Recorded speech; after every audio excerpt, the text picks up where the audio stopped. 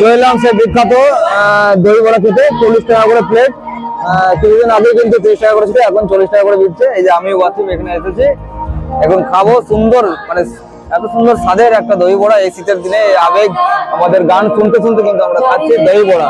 দেখাচ্ছে দই যে আমাদের দই বড়া দিদিরা এখানে কিন্তু দই বড়া করছে। এই যে এখন কিন্তু এখানে বের করছে তিনটে। দিদিদের হেসেলঘর খুব নাম করা এই মেলাতে, কিন্তু ভালোই নাম করেছে দিদিদের হেসেলঘর দই বড়া।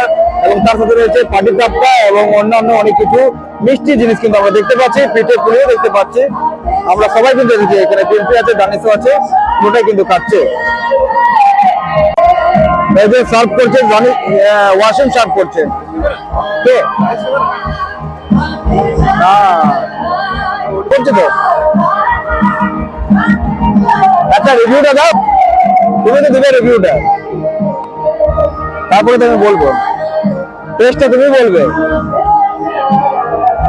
কেমন।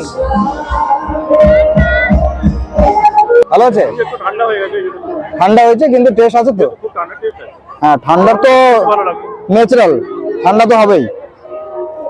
ঠিক আছে, দিদিদের হেসেলঘর, দিদিরা খুবই টেস্টি কিন্তু বানিয়েছে।